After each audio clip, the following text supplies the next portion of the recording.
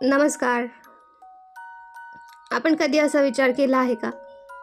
काही लोक खूप बुद्धिमान असतात, पण वारंवार चुकीचे निर्णय घेतात. तर काही लोक साधे असतात, पण आयुष्यात, नात्यांमध्ये आणि करिअरमध्ये सतत पुढे जातात. असं का?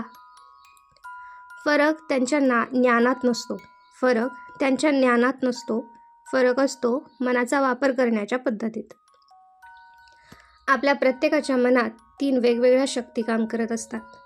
पहिली म्हणजे विचार करण्याची, दुसरी म्हणजे अनुभव घेण्याची आणि तिसरी म्हणजे जी योग्य निर्णय घेते. आजच्या एपिसोडमध्ये आपण कोणती शक्ती आपल्या आयुष्याला योग्य दिशा देते आणि कोणती शक्ती नकळत आपल्या प्रगतीच्या आड येते ते समजून घेणार आहोत. So first, analytical mind, clear thinking. समजा आपल्याला एक नवीन नोकरीची ऑफर आली आहे. पगार जास्त आहे, पद मोठं आहे. सगळे म्हणत आहेत ही संधी सोडू नको. पण आपल्या मनात एक आवाज येतो. आपल्या मनात एक आवाज प्रश्न विचारतो, ही कंपनी स्थिर आहे का? ही संधी माझ्यासाठी दीर्घकालीन ध्येयाशी जोडणारी आहे का? ही फक्त पैशांसाठी निर्णय घेतोय का? मी फक्त पैशांसाठी निर्णय घेतोय का? हा आवाज म्हणजे ॲनालिटिकल माइंड.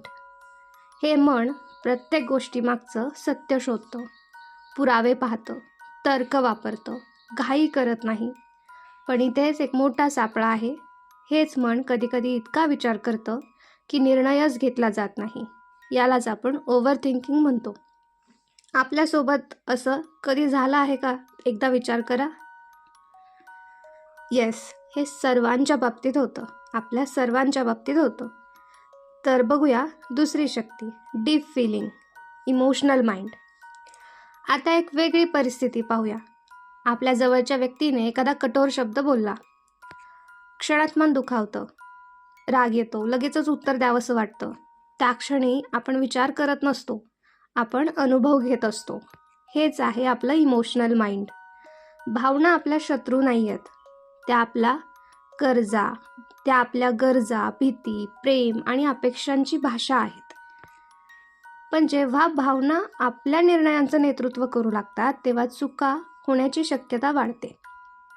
रागात दिलेला राजीनामा, दुःखात तोडलेलं नातं, भीतीमुळे सोडलेली संधी हे अनेकदा भावनांच्या भरात घेतलेले निर्णय असतात. म्हणून प्रश्न भावना असण्याचा नाही आहे. प्रश्न आहे, भावना आपल्या निर्णयांचं नेतृत्व करतात की आपण त्यांचं नेतृत्व करतो? आणि आता सर्वात महत्त्वाची शक्ती म्हणजे जी शक्ती अनेक लोक विकसित करत नाहीत, पण ज्यांनी ती विकसित केली त्यांच्या निर्णयांची गुणवत्ता पूर्णपणे बदलली. तिचं नाव आहे वाईज माइंड.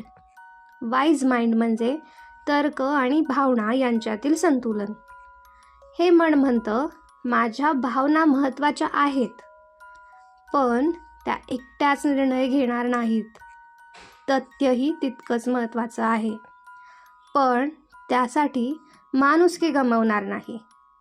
वाईज माइंड लगेच प्रतिक्रिया देत नाही.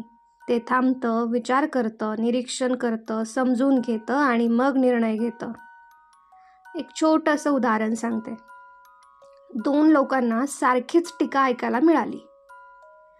पहिला व्यक्ती लगेच रागावला, नातं तुटलं. दुसरा काही क्षण शांत राहिला. त्याने स्वतःला विचारलं, यात काही सत्य आहे का? जिथे गरज होती तिथे स्वतःमध्ये बदल केला, बाकीचं सोडून दिलं. दोघांकडे परिस्थिती एकच होती, फरक फक्त त्यांच्या मनाच्या वापरात होता. मोठे बदल लहान सवयींनी सुरू होतात. कोणतीही महत्त्वाची गोष्ट किंवा कोणताही महत्त्वाचा निर्णय घेण्यापूर्वी स्वतःला नक्कीच 3 प्रश्न विचारा. पहिला, मी आता काय विचार करते किंवा करतोय? दुसरा, मी आता काय अनुभवतोय किंवा अनुभवतीये? तिसरा, जर माझं मन पूर्णपणे शांत असतं तर मी हाच निर्णय घेतला असता का? हे 3 प्रश्न आपल्या मनाला प्रतिक्रिया देण्यापासून जागरूक निर्णय घेण्याकडे घेऊन जातात. सो लक्षात ठेवा, क्लिअर थिंकिंग आपल्याला वास्तव दाखवतं, डीप फिलिंग्स आपल्याला स्वतःशी आणि इतरांशी जोडतात. वाईज डिसिजन्स आपलं भविष्य घडवतात. यशस्वी व्यक्तीचं मन फक्त हुशार नसतं, ते जागरूक असतं, ते संतुलित असतं आणि सर्वात महत्त्वाचं म्हणजे ते ट्रेंड म्हणजे प्रशिक्षित असतं. कारण आयुष्याची गुणवत्ता आपल्या परिस्थितीवर नाही तर आपल्या मनाचा आपण कसा वापर करतो यावर अवलंबून असतो. धन्यवाद.